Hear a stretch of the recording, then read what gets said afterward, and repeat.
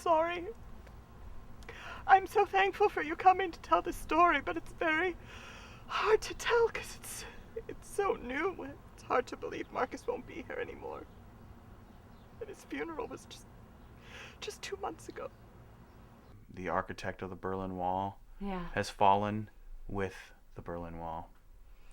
And we know that was his love child, his legacy, baby. his muse, his masterpiece. Yeah. Not many people realized when he was alive what a genius he was. Some people looked down on him because of the bad connotations of the Berlin Wall, but he was a true genius. And that wall, well, you don't know the real story.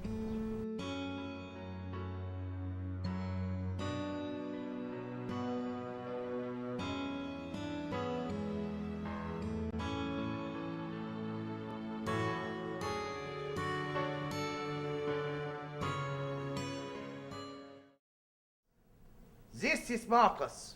This is not to scale. This is Marcus's heart.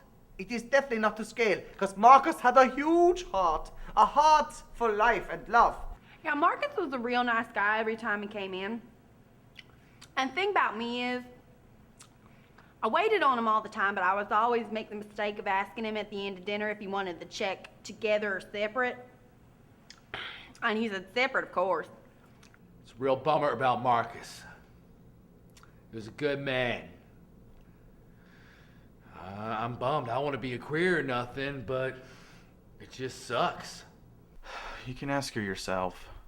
I'm Michelle Dooley. I'm Stephen's wife. I'm also the executive director of Global Reaching for Everlasting East-West Neighboring. The Green Project, what we do is we go around the world and bring communities and cultures together. I'm a bit known as the green expert. I'm Stephen Goebler. Goebler, not Gobbler. That's Goebl. They know how to spell it, honey. I build mahitzas. I design them. I don't know if you know what that is. It's a dividing wall in Jewish Orthodox services where the men sit on one side and the women sit on the other. And I designed it after my father's opus, the Great Berlin Wall. His first one was our actual wedding. Right. And we're not Jewish. No, we're not. You see, we first met as exchange students in Germany. We were very young. And it was post-war Germany, early 50s. And you might think it would be an idyllic time, you know, castles and Hansel and Gretel, Wiener Schnitzel. Well, that's what I hoped, but it wasn't like that at all. My dad had a love for walls, took me to the Great Wall of China when I was 18 years old, and it's very fitting that he would die 2 days after the Berlin Wall fell. Which was actually, I think, a very positive event in our world culture today. Well, once you get so much diversity, it just gets to be homogenization. Everyone kind of gets to be the same. So, you know, in the old days, people were safe by walls. People kept safety and within the city walls. And now everything's kind of all willy-nilly and out of order. I couldn't leave the house. It wasn't safe. So Marcus came over to the house where I was staying, and we had lemonade on the porch. It was as far as I could go, but it was very romantic. I squeezed the lemons myself. Sugar came from a jar, the water from the tap.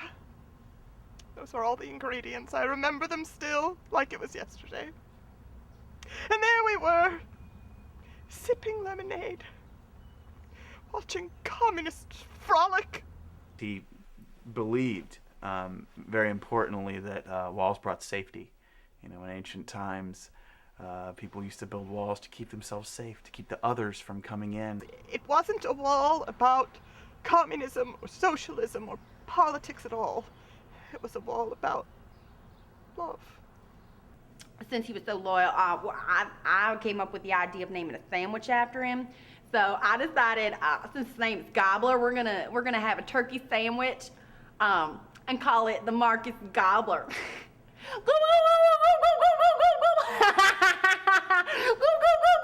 Marcus Goebler. The bread's gonna be on the side. He's probably one of my best trainees.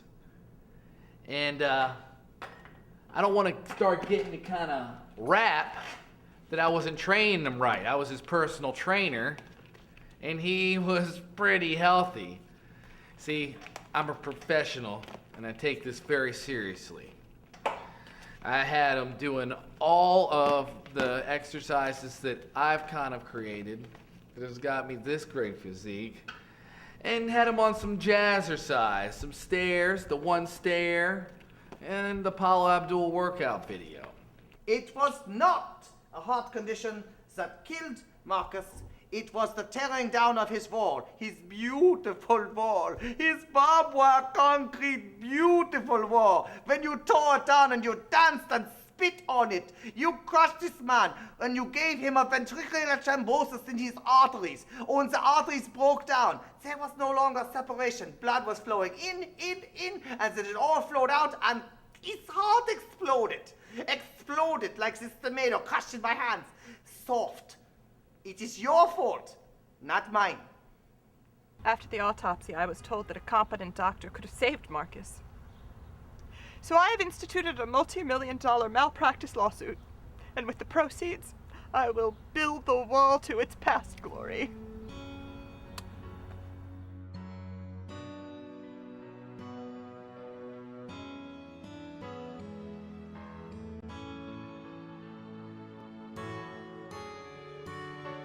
Rest in peace, Dad. Marcus.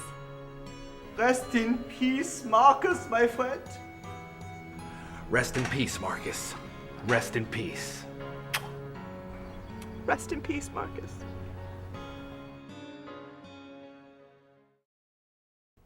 I went to go see Ghostbusters with him, and he wouldn't shut the fuck up. I don't know what it was, just yapping and yapping all the time. We went back to go see Ghostbusters 2.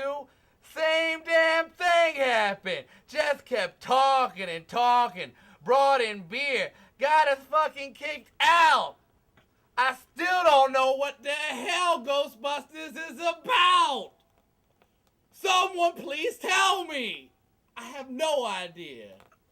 He was usually really appropriate during most movies, especially Heartburn. Cried a daggone eyes out. Damn! Marcus?